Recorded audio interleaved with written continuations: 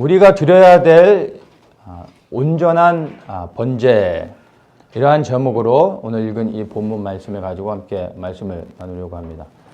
지난주에 민수기 말씀을 쭉 읽다가 전에는 발견하지 못했었는데 이 제사에 대한 부분, 특별히 오늘 읽은 것처럼 화제, 소제, 전제에 대해서 이 제사에 대한 구체적인 방법들이 나오는데, 이 말씀을 읽으면서 제게 좀 새롭게 보게 해주신 게 있습니다. 특별히 이제 이 소제에 대한 부분들이 있는데, 이 말씀을 한 주간 묵상하면서 저한테 주시는 말씀이었습니다. 그래서 한 주간 쭉 이렇게 묵상하다가 이 말씀이 저를 비롯해서 우리 모든 우리 더처치 성도님들에게 주시는 그런 말씀이라는 생각이 들어서 혼자 묵상하다 이 말씀 오늘 좀 같이 나누려고 합니다. 우리가 흔히 이제 구약에서 말하는 이 제사를 이야기하면 일반적으로 그 5가지를 말하죠. 번제, 소제, 화목제, 속제제, 속건제, 이 5가지를 얘기합니다. 일단 모든 제사는 우리에게 있어서 사실은 이제 제사함에 대한 그 희생 제물이죠. 그 희생 제물은 예수 그리스도입니다. 그런데 또 이 번제를 생각할 때 번제가 가장 첫 번째는 우리에겐 제사함에 대한 부분이기도 하지만, 이 번제는 또 어떤 부분에서 보면 죄와 상관이 없기도 합니다. 하나님 앞에 온전히 드려지는 예배가 되어질 수도 있습니다. 이 5가지를 볼 때 번제는 제사함에 대한 의미도 있지만 하나님께 대한 예배의 의미도 있고, 이 번제는 이제 동물의 희생을 드리는 겁니다. 이 소제는 일반적으로 소제는 번제와 같이 드려지는데, 이 소제는 곡식을 태워드리는 겁니다. 이제 화목제는 하나님과의 화목을 위해 드리는 제사입니다. 근데 화목하기 위해서 드리는 게 아니라 이미 화목하기 때문에 그 화목함으로 인해 감사해서 드리는 제사입니다. 그리고 이제 속제제와 속건제가 있는데, 이건 이제 죄에 대한 용서를 받기 위해서 제물을 드리는데, 속제제는 하나님과 나 사이에 막힌 죄, 나의 죄로 인한 그 죄를 해결하기 위해 희생제물을 드릴 때 속제제라 말하고, 속건제는 하나님과의 관계라기보다는 우리가 일상 삶 가운데서 사람과 사람 사이에서도 우리가 죄를 짓게 되죠. 근데 그 죄, 사람과의 사람 사이에서 일어난 죄 문제를 또 하나님께 용서받기 위해서 드릴 때 이제 속건제라고 말하고, 이것은 또 그 사람에 대한 보상에 대한 부분까지도 이제 포함이 됩니다. 그래서 이렇게 좀 구체적으로 보면 거기에도 이제 여러 가지 의미가 있는데, 이 5가지의 제사를 일반적으로 우리가 이렇게 알고 있는데, 이것을 제사 방식에 따라서 조금 더 우리가 다르게도 말할 수 있습니다. 그래서 제사 방식으로 얘기하면은 첫 번째 이제 번제죠. 번제는 태워서 드리는 제사입니다. 근데 이 번제로 말할 때는 동물의 희생 제물을 태워 드릴 때 이것을 번제라고 이야기합니다. 완전히 다 태우는 제사입니다. 그리고 이제 또 그 소제라고 말을 하기도 합니다. 제사의 종류를 말하는 겁니다. 이 소제라고 말할 때는 아까 말씀드린 것처럼 곡식을 완전히 갈아서 이것을 태워드리는 게 소제입니다. 근데 이 곡식을 드릴 때는 곡식뿐만이 아니라 이 곡식에 기름을 넣습니다. 그리고 향을 뿌려서 그 향까지 태우는 겁니다. 또 일반적으로 이제 곡식이지만 또 기름과 향을 포함하는 것이 소제입니다. 그리고 이제 또 이렇게 요제라고 해서 흔들어서 드리는 제사가 있죠. 첫 추수의 곡식을 이제 알릴 때 흔들어서 드리는 거 알죠? 그걸 요제라고 하는데, 화목제물을 드릴 때 그 화목제물, 희생제물의 가슴을 들어서 흔들어서 드리기도 합니다. 그것을 요제입니다. 그리고 그 제물은, 그 희생제물의 그 가슴은 제사장의 목으로 취합니다. 그리고 거제라고 있는데, 이건 들것자를 써서 화목제물로 드려진 희생제물의 오른쪽 뒷다리를 제사장이 들었다 내리는 게 거제입니다. 근데 이것도 제사장의 몫으로 취하게 해줍니다. 그 다음에 전제라고 있습니다. 관제라고도 말하고 그때마다 뭐 조금씩 다르게 쓰는데 같은 의미입니다.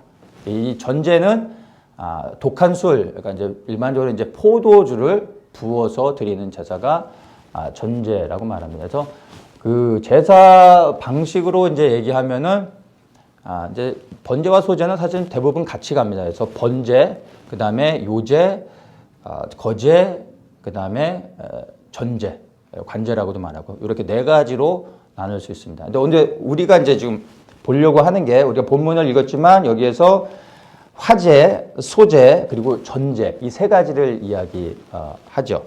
그래서 이 세 가지를 보려고 하는데 드려지는 희생 제물이 무엇이냐라고 보았을 때 이것을 화제와 소제와 전제 세 가지로 구분해서 이야기할 수가 있는 겁니다. 말씀드렸지만 화제는 불로 태워드리는 제사죠. 그래서 이것을 화제라고도 말하고 어떨 때는 번제라고도 말합니다. 섞어서 말합니다. 그때 문맥을 보면서 무엇을 의미하는지를 이제 좀 찾으면 되는데 일반적으로는 번제나 화제 다 같은 의미입니다. 그래서 동물의 희생을 드리는 거죠. 그리고 이제 소제는 이제 말씀드린 것처럼 곡식인데 기름과 유향을 넣어서 태워서 드립니다. 그리고 전제는 포도주를 이제 넣는 거죠. 자, 그래서 이 화제, 번제라고도 말하고 번제, 그 다음에 소제, 그 다음에 이 전제 이 세 가지를 한꺼번에 드리는 제사가 일반적으로 상번제라고 말합니다. 오늘 여기서 쭉 읽었는데 화제, 소제, 전제 이것을 아침과 저녁으로 드리라고 이제 얘기하죠. 그래서 매일 두 그 숫양을 상번제로 드리라 이야기하죠. 그래서 번제와 소제와 전제를 다 드리는 아침 저녁으로 드리는 것을 상번제라고 얘기하는데 이거를 흔히 그냥 또 번제라고 얘기합니다.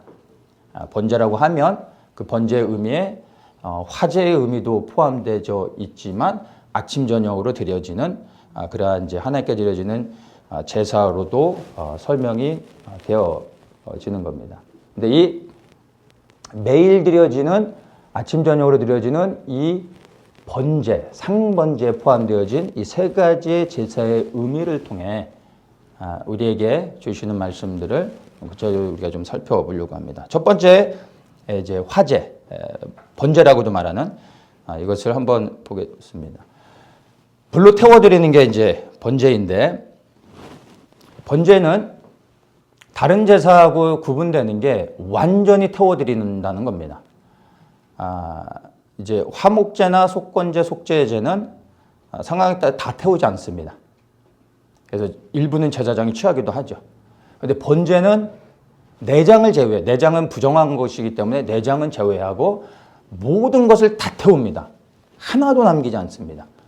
그게 번제에 포함되어진 의미입니다. 그래서 번제는 5가지 제사뿐만 아니라 모든 제사의 가장 기본이 되는 제사이고 가장 첫 번째 제사의 중요한 의미를 갖고 있습니다. 우리가 일반적으로 번제를 드린다고 할 때 우리 입장에서는 항상 거기에 우리의 죄사함의 희생 제물이 되신 그리스도를 우리 연결해서 생각하게 되죠. 그래서 첫째로는 예수님께서 우리의 번제가 되어져서 우리의 죄사함을 얻었고 하나님 앞에 나아갈 수 있는 은혜를 입었다는 것을 우리는 항상 생각하게 됩니다. 그런데 말씀드린 것처럼 번제는 우리의 죄의 문제와 상관이 있지만 그러나 상관이 없는 제사이기도 합니다. 죄로 인하여 우리가 하나님께 번제를 드리지만 사실 매일 드리는 이 번제는 우리의 죄와 상관이 없이 하나님께 드려지는 온전한 예배입니다. 제사함을 받기 위해서 희생제물을 드리는 게 아니라 이미 그것이 해결되어져서 하나님과의 온전한 관계 안에 들어갔기 때문에 번제를 드리는 겁니다. 이해되시죠? 그래서 그러한 의미에서 볼 때 번제는 이제 어떤 제사함의 어떤 그 은혜를 입기 위해서가 아니라 이미 하나님과의 온전한 관계를 가졌기 때문에 이 번제를 드림으로 아침 저녁으로 번제를 드릴 때 그것이 무엇을 의미합니까? 내가 섬길 대상이 있다라는 거죠. 내가 내 마음대로 살아가고 나의 뜻대로 살아가는 게 아니라 내가 섬길 주인이 있다라는 것을 아침 저녁으로 번제를 드리면서 생각하게 되는 것이죠. 그것을 우리가 묵상할 수 있는 겁니다. 그래서 이 번제를 드린다고 할 때 의미는 죄사함이 아니라 이것은 하나님에 대한 우리의 헌신 그리고 결단 그리고 순종 이러한 것을 담고 있는 그러한 제사입니다. 그래서 번제를 드릴 때마다 내가 하나님을 섬기는 하나님을 섬겨야 되는 그러한 종의 신분이라는 것을 기억할 거고, 그리고 번제를 드리면서 하나님께 내 삶을 헌신하고 결단하며 주님을 위해 살기로 이제 고백하는 그러한 의미가 포함되어져 있는 겁니다. 아브라함이 그 모리아산에서 이삭을 드린 게 번제입니까? 화목제입니까? 아니면 속죄제입니까? 번제로 드렸죠. 하나님께서 번제로 드리라 말씀하셨습니다. 아브라함의 죄를 해결받기 위해서가 아니라 하나님께서 이 이삭을 드림으로 인하여 내가 너의 주인이다라는 것을 말씀하시는 거고, 또한 그것을 아브라함은 그의 순종을 통하여 나의 주인이 하나님 되심을 믿음의 조상으로서 증명해야 되는 것이었습니다. 이 시험이 아브라함이 실제로 믿음의 조상이요 열국의 아버지가 되기 위해 넘어야 될 가장 중요한 관문이었습니다. 그가 번제를 모리아산에서 아들 이삭, 자기의 생명보다 더 사랑하는 독자 이삭을 번제로 드릴 때 비로소 하나님께서 아브라함과의 모든 언약이 성취되어지는 것을 약속하시게 되는 것을 우리가 이제 볼 수 있는 겁니다. 그래서 번제는 완전히 다 태운다고 말씀을 드렸는데, 다 태운다라고 할 때 우리가 생각할 것들이 있는 겁니다. 하나님이 우리를 받으시는데 우리가 번제를 드릴 때 99%의 헌신은 하나님 안 받으신다는 겁니다. 99%도 우리가 볼 때는 대단한 거죠. 99.9%도 100% 같은 것지만 하나님이 보실 땐 1%, 0.1%라도 부족하면 안 된다는 겁니다. 타다 남으면 안 된다는 겁니다.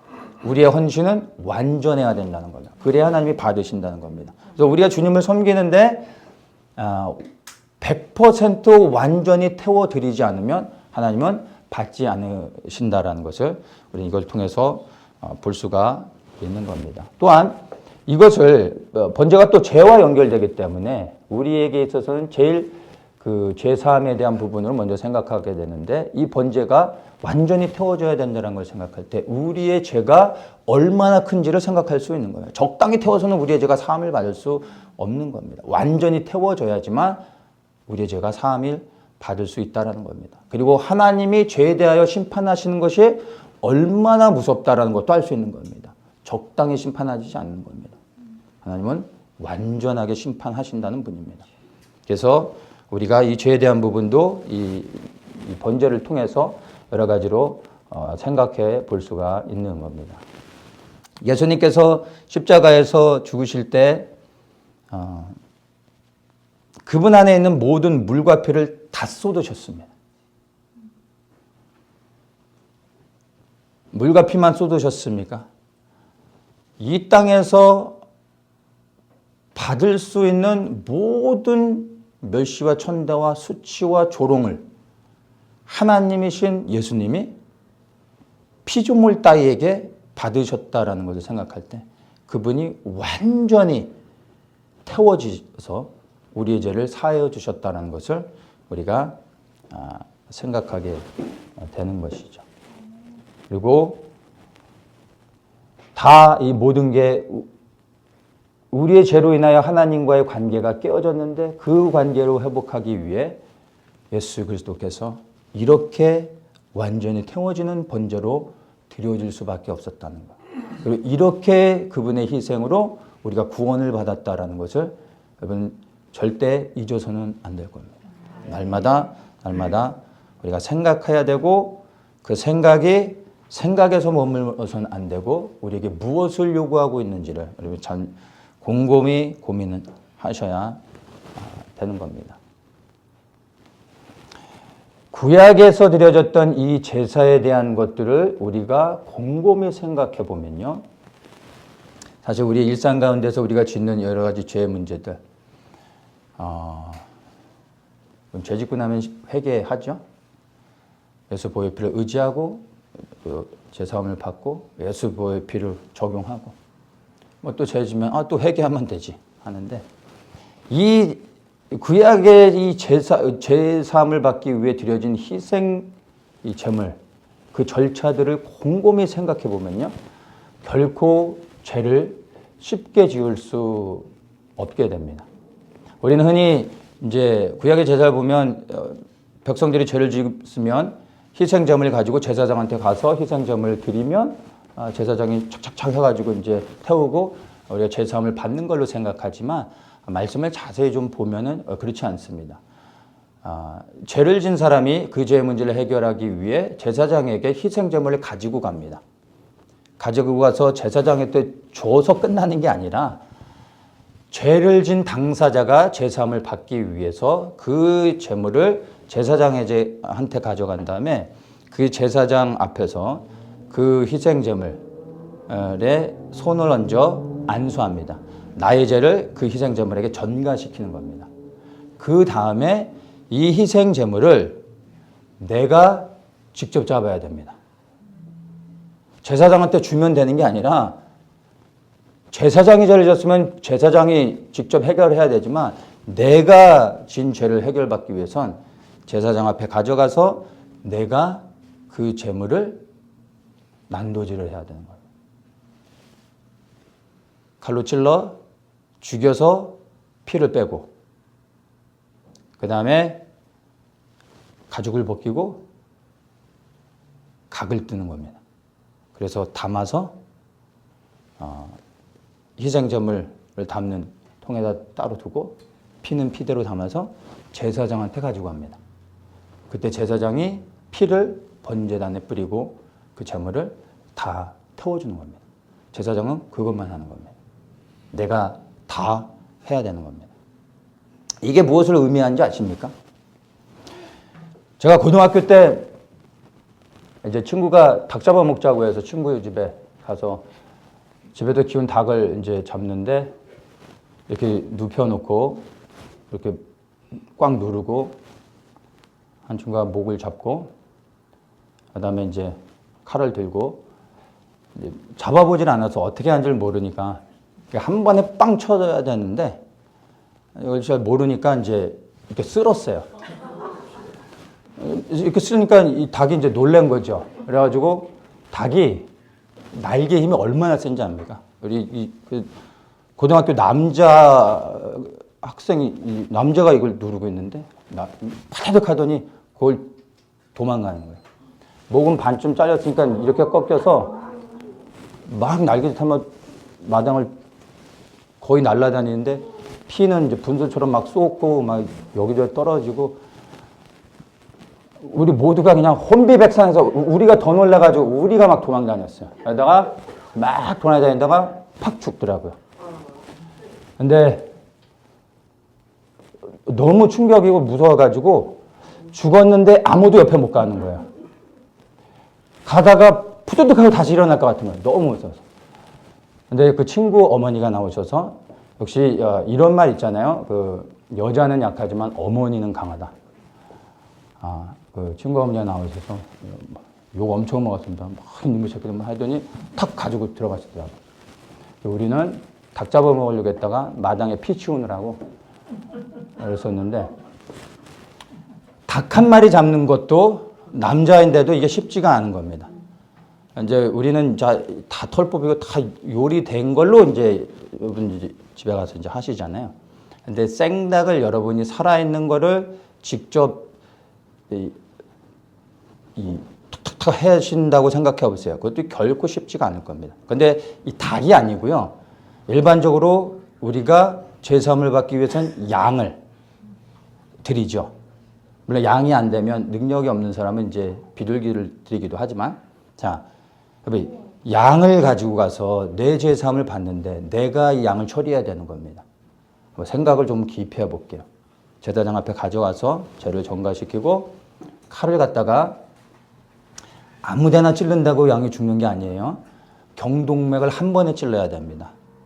그리고 그 피를 땅에 떨어뜨리면 안 돼요. 모든 피를 받아야 됩니다.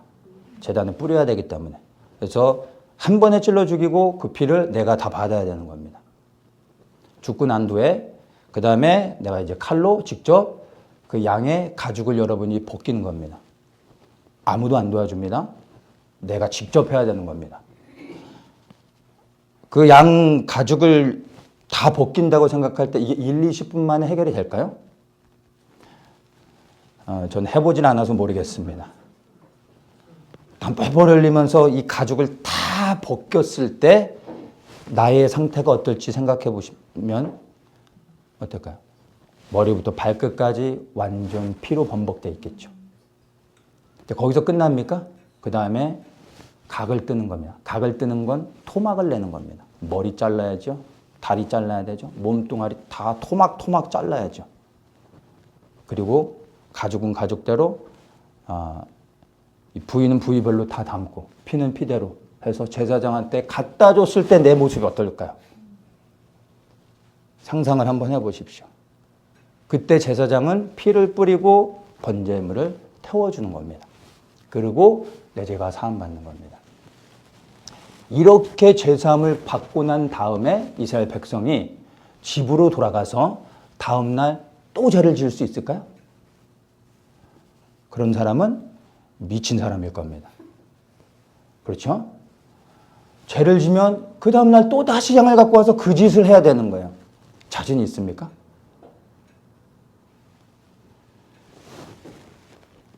우리는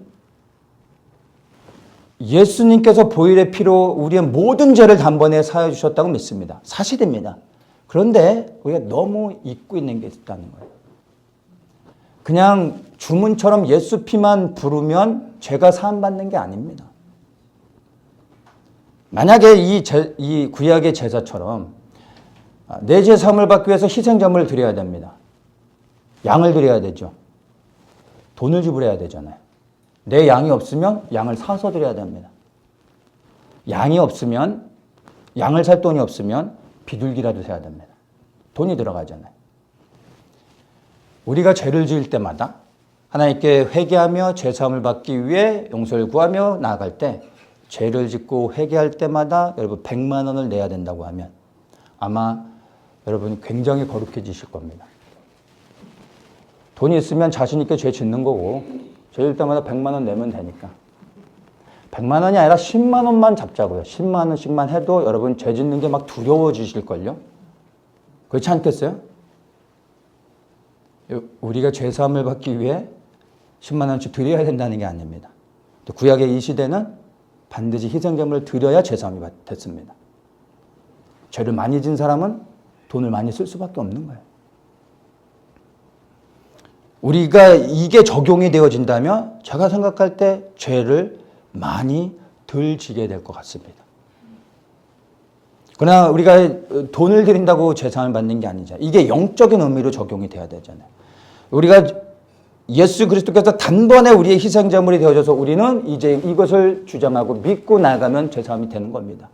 그러나 우리가 일상 가운데 늘 죄를 다시 짓잖아요.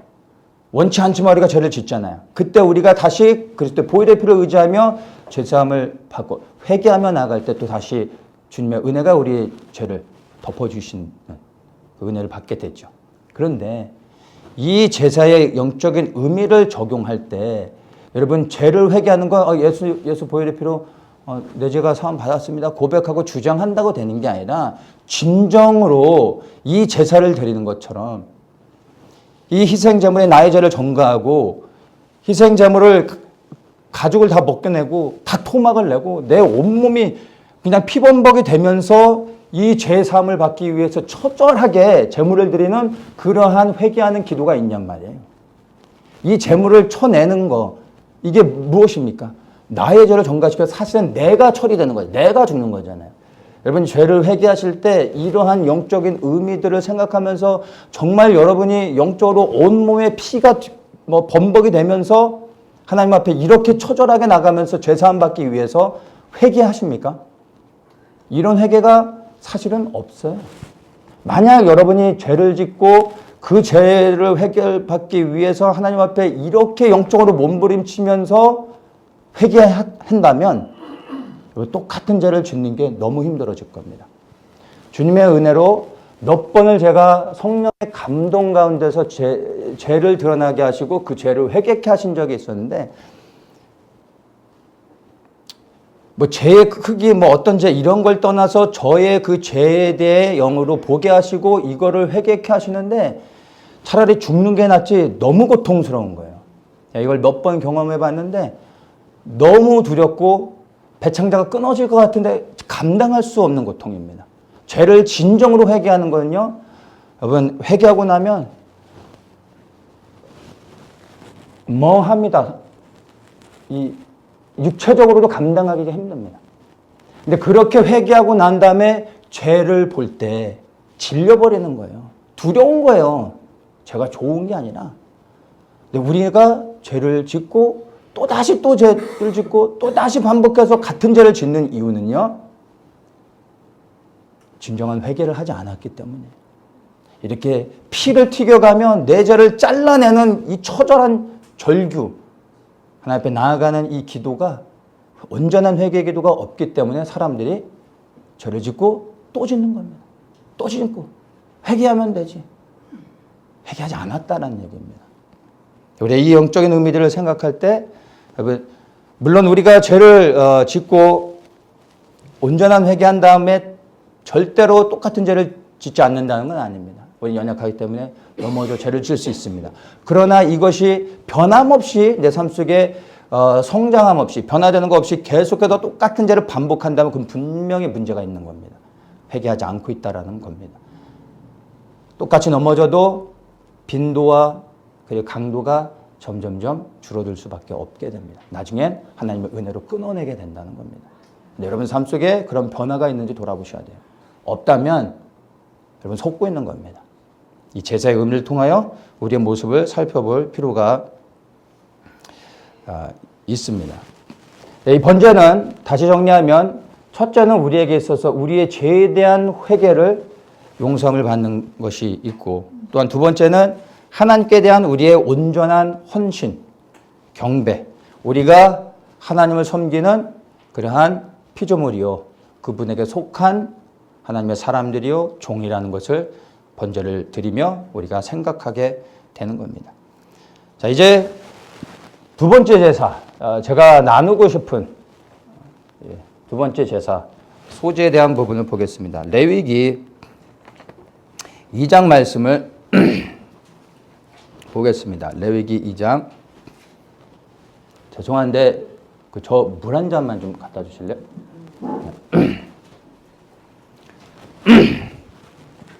레위기 2장 1절입니다. 누구든지 소제 예물을 여호와께 드리려거든 고운 가루로 예물을 삼아 그 위에 기름을 붓고 또 그 위에 유향을 놓아, 이렇게 말하죠. 소제는 말씀드린 것처럼 곡식가루입니다. 곡식가루를 이제 완전히 갈아서 드리는 게 소제입니다. 감사합니다.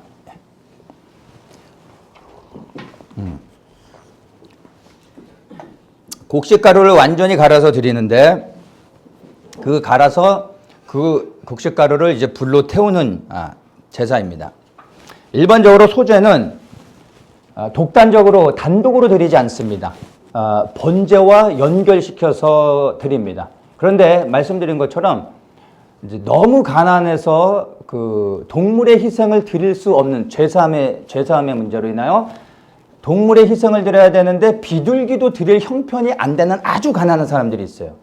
그런 사람들은 동물의 희생이 아닌 예외적으로 그 가난한 사람들의 죄 문제를 해결해 주기 위해 소제를 드릴 수 있게 해줬습니다. 나 예외는 없어요. 희생제물은 반드시 드려야 됩니다. 그래서 정말 가난한 사람은 비둘기가 아닌 곡식으로 태워서 드려서 죄사함을 받는. 그래서 그렇게 할 때는 소제를 따로 드릴 수가 있는 거죠. 그러나 일반적으로 소제는 단독으로 드려지는 게 아니라 번제와 함께 연결해서 드립니다.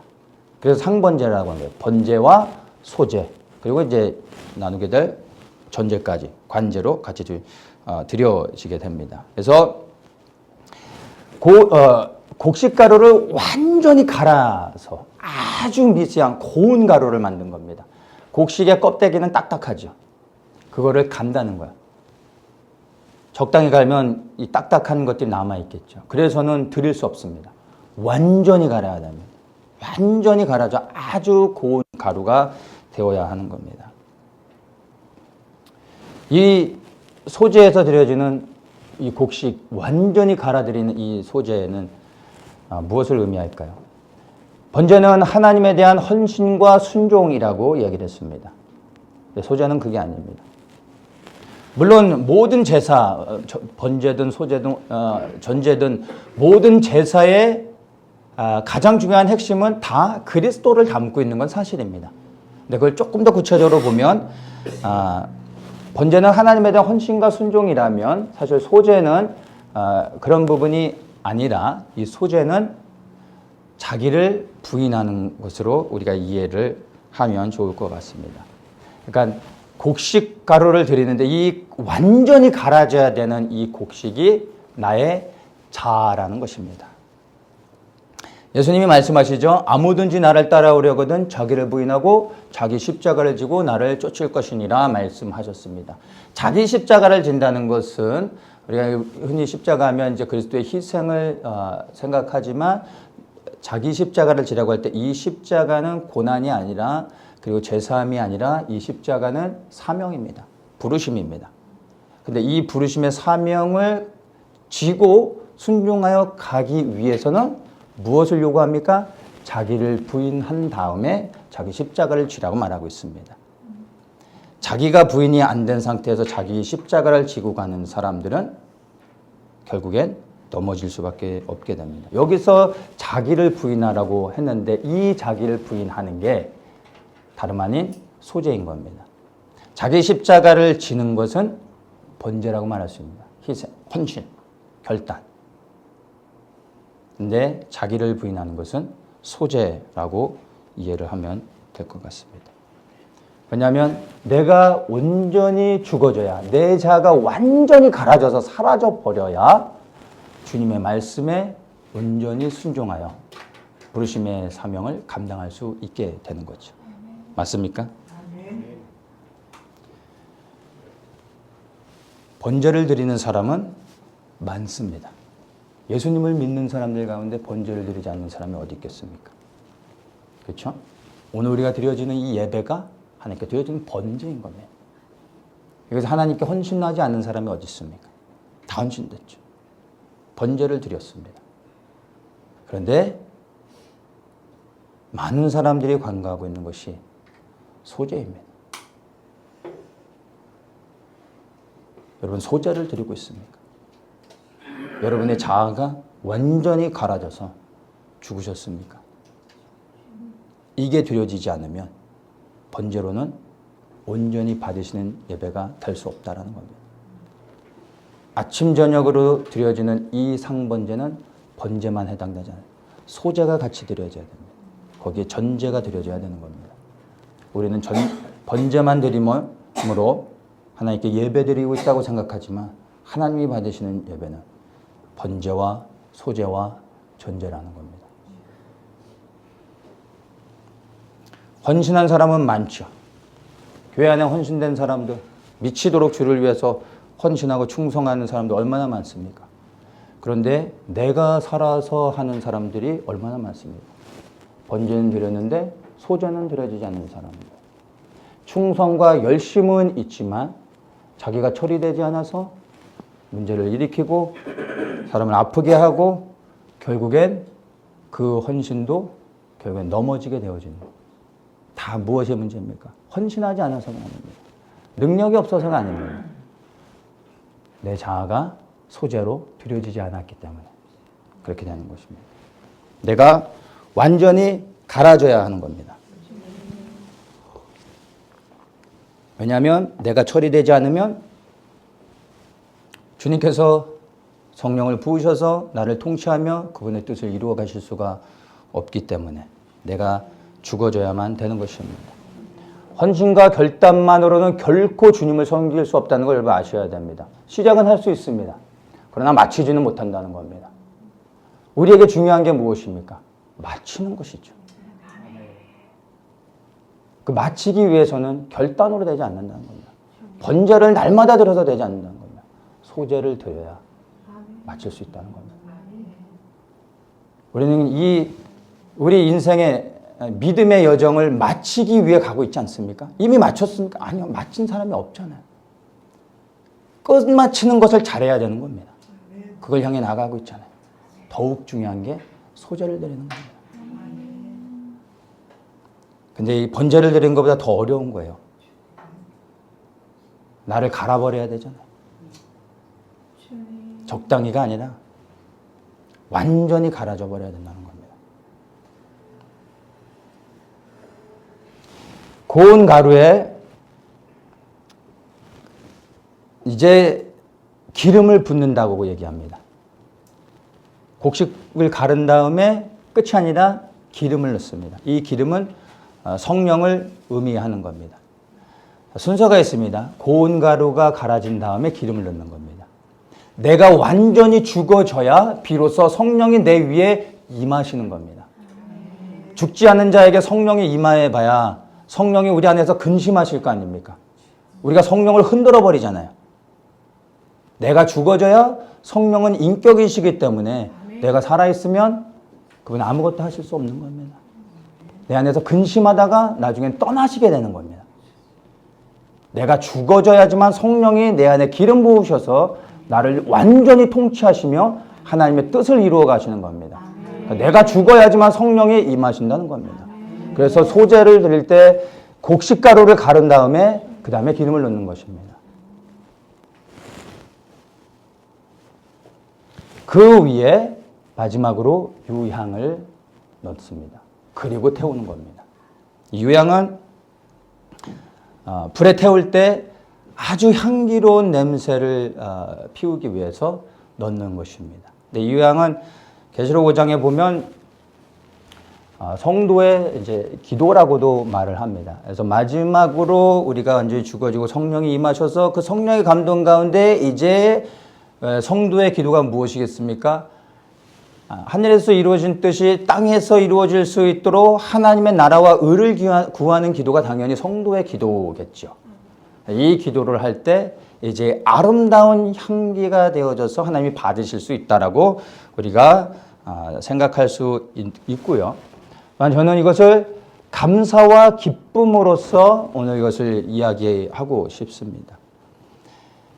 내가 완전히 죽어지고 성령이 내 위에 임하셔서 비로소 나를 통치하실 때 이제 내가 드려지는 제물이 하나님이 받으시는 예물이 되어지고 그것이 이제 내게 기쁨이 되어지는, 먼저도 내게 기쁨과 감사가 넘치게 되는데 그것이 하나님이 받으실 만한 아름다운 향기가 되어진다는 겁니다. 내가 이제 그리스도께 헌신되어져서 성령이 나를 통치하시며 내 안에 역사하시며 나를 인도하실 때 그 길이 어떤 길이라 할지라도 무엇을 명하신다 할지라도 이제 기쁨과 감사가 충만할 수 있는 겁니다.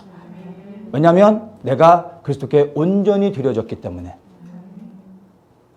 내 보여지는 것과 들려지는 것과 내가 느껴지는 것과 상관없이 이제는 그리스도 안에서 기쁨과 감사의 고백을 할 수 있게 된 겁니다. 이럴 때 비로소 하나님이 향기로운 제물로 흠양하며 받아질 수 있다는 겁니다.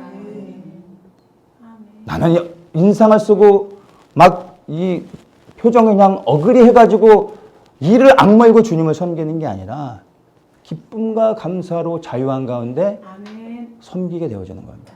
그것을 주님이 받으신다는 겁니다.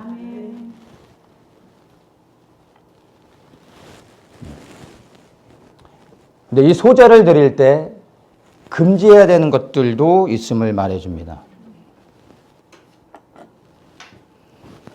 11절에 보면 물은 너희가 여호와께 드리는 소제물에는 모두 누룩을 넣지 말지니 너희가 누룩이나 꿀을 여호와께 화제로 드려 사르지 못할지니라. 누룩과 꿀을 넣지 말라고 합니다. 누룩은 죄를 의미하죠. 하나님께 드릴 때 우리의 죄가 해결되지 않으면 받으시지 않는다는 겁니다. 하나님께 드리는 제사에는 반드시 누룩을 제거해야 됩니다. 우리의 죄가 반드시 처리되어져야 되는 겁니다. 그리고 꿀을 넣어서는 안 된다고 합니다. 이 꿀은 우리의 육신의 정욕 이런 것을 의미한다고 볼 수가 있습니다. 육적인 쾌락 그리고 탐욕 이런 것들을 말하죠. 그래서 하나님 앞에 헌신된 나실인들에게 금하는 음식이 꿀이었습니다. 꿀은 육을 탐하게 하고 그리고 이제 정욕에 대한 것들로 연결되어지기 때문에 꿀을 반드시 금하게 했습니다. 그리고 이 꿀은 실제로 불에 태우면요, 먹기는 달지만 불에 태우면 이 꿀처럼 악취가 나는 게 없습니다. 그래서 꿀은 태워서는 안 되는 겁니다. 이 탐욕을 제거해야지만 하나님이 받으시는 소재가 되어질 수 있는 겁니다.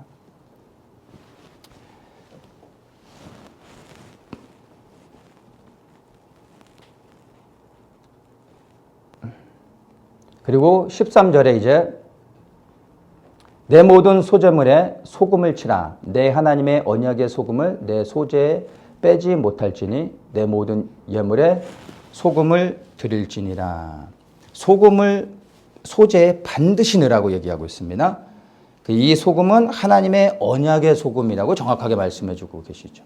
언약의 소금이라.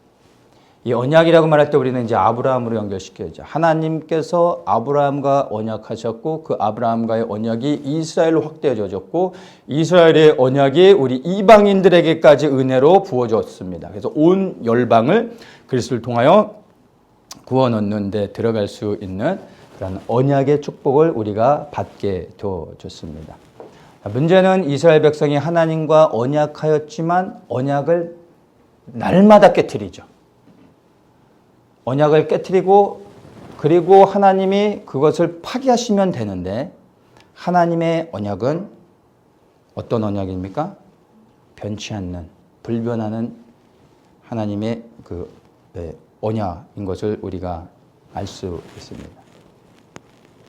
한 사람이 언약을 파기하면 다른 한 사람이 그 언약을 파기할 수 있는 자격이 되는 겁니다. 상대방이 파기했기 때문에. 그러나 한쪽이 언약을 파기했어도 한쪽이 그것을 지키고자 하면 이 사람이 다시 돌아오면 언약은 다시 회복될 수 있는 겁니다. 하나님께서는 언약을 변치 않으시며 스스로 언약을 혼자 지켜가셔서 이스라엘과 언약을 성취하신 겁니다. 함께한 게 아니라 이스라엘은 늘 언약을 파기했습니다. 그럼에도 불구하고 하나님은 그 언약을 한 번도 놓지 않으셨습니다. 스스로 지키셨습니다. 혼자 지키셨습니다. 그리고 그 언약의 수혜를 이스라엘을 통하여 우리가 함께 얻게 되어진 겁니다. 그래서 이 하나님의 소금의 언약은 변치 않는 하나님의 신실하심을 우리에게 보여주는 겁니다. 이것을 생각할 때 얼마나 이 소재 안에 담겨져 있는 깊은 의미가 있는지 우리가 생각하게 되는 겁니다. 소재의 곡식과 기름과 유향 그리고 소금이 부어질 때 우리 안에 정말 하나님께 드려지는 온전한 이 제사가 되어지고 하나님이 받으시게 되어지고 우리는 이 제사를 드림으로 하나님의 변치 않는 신실하심을 우리가 붙잡고 믿을 수 있게 되어지는 겁니다. 세 번째 제사가 이제 전제, 관제라고도 하는데 그때그때마다 다르게 씁니다. 근데 똑같은 의미입니다. 7절에 보면 그 전제를 드리라고 하는데 독주의 전제를 거룩한 곳에서 여호와께 독주의 전제를 부어드려라 이렇게 얘기합니다. 전제는 말 그대로 이렇게 쏟아붓다라는 의미가 있습니다. 완전히 부어졌다, 쏟아졌다 이런 의미를 갖고 있는데 이것은 완전하게 부어졌다라는 의미로 우리가 이해를 하면 될 것 같습니다. 그래서 이것은 완성의 의미가 있다라고 생각을 하면 될 것 같습니다. 이 전제에 대한 성경적인 의미를 우리가 신약에서 발견할 수 있는데 디모데후서 4장 6절부터 보면은 이렇게 말합니다. 이제 디모데후서는 우리가 아는 것처럼 사도 바울이 이제 마지막으로 처형당하기 전에, 죽기 전에 마지막 메시지로 전하는 서신서죠. 근데 이 말의 고백이 굉장히 의미가 있는 겁니다. 그러니까 이런 고백을 합니다. 내가 관자와 같이 벌써 내가 부음이 되고, 관저로 부어졌다고 말하죠. 자신을. 나의 떠날 기약이 가까웠도다. 내가 선한 싸움을 싸우고 나의 달려갈 길을 마치고 믿음을 지켰으니 이제 후로는 나를 위하여 의의 면류관이 예비되었으므로 주곧 의로우신 재판장이 그날에 내게 주실 것이니 내게만 아니라 주의 나타나심을 사모하는 모든 자에게니라.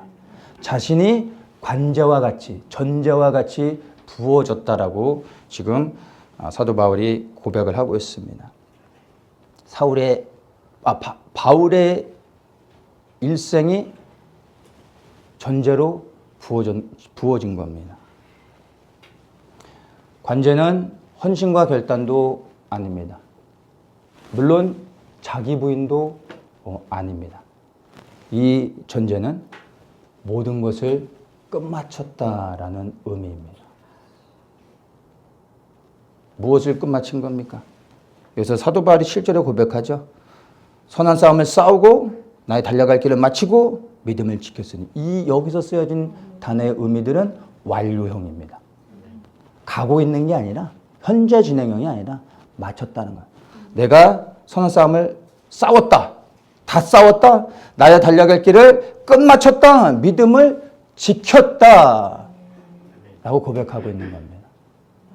이렇게 선한 믿음의 싸움을 싸우고 나의 달려갈 길을 마친 사람에게 관제와 같이 부어지는 것입니다.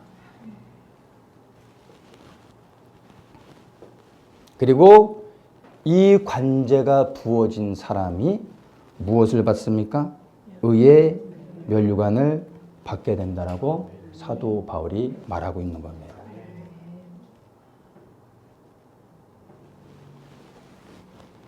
소재는 때에 따라 독립적으로 드릴 수 있다고 말씀드렸습니다. 그런데 이 전제는 절대로 독립적으로 못 드립니다. 번제를 드리고 그 위에 소제를 드리고 그리고 그 위에 소제 위에 마지막으로 드려지는 게 전제입니다. 번제 없이는, 소제 없이는 전제는 드려질 수 없다는 겁니다. 이것이 무엇을 의미하신지 아시겠습니까?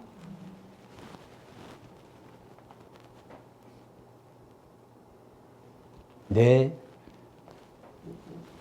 자아가 완전히 죽어져야지만 나의 달려갈 길을 마칠 수 있게 되는 겁니다. 내가 죽지 않고서는 결코 끝마칠 수 없습니다. 소제를 드리지 않고서는 전제를 드릴 수 없게 되는 거죠. 내 자가 완전히 죽어지지 않고서는 전제를 드릴 수 없는 겁니다. 이 믿음의 길을 끝까지 마칠 수 없다는 겁니다.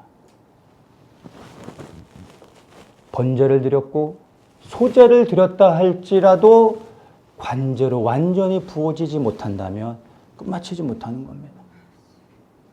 번제를 드리고 소제를 드렸는데도 관제로 부어지지 못한다면 이거보다 억울한 일이 세상에 어디 있겠습니까? 끝내는 의의 면류관을 받지 못한다면 이것처럼 억울한 일이 어디 있겠습니까? 여기에 사도 바울처럼 감히 이제 내가 관제와 같이 부음을 받았다라고 말할 수 있는 사람은 아무도 없습니다. 이게 우리의 믿음의 마지막 고백이 되었으면 너무나 좋겠습니다. 아멘. 번제를 드림으로 인하여 우리의 믿음의 여정이 시작되어졌습니다. 믿는 사람들 가운데 번제를 드리지 않는 사람이 어디 있겠습니까? 그러나 소제를 드려야 된다는 겁니다. 소제는 거룩한 성숙을 의미하는 겁니다. 좀 더 훌륭하고 인격적으로 뭔가 좀 보기 좋은 좀 더 나은 훌륭한 사람이 되자는 게 거룩한 성숙이 아닙니다.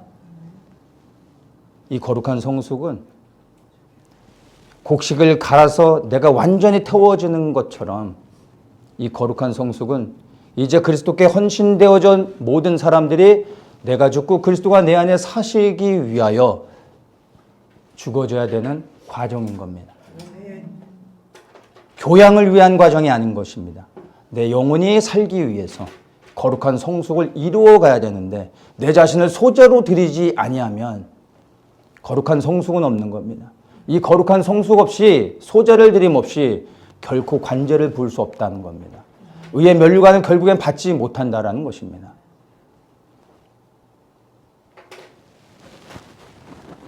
우리가 마지막 때 주의 오실 길을 예비하는 자들로 모였습니다. 번제를 드리는 사람들이라는 의미입니다. 이 길을 끊임없이 우리의 마지막 발걸음까지 마치기 위해선 우리는 날마다 소제를 드려야 된다는 겁니다. 이게 더 중요한 겁니다.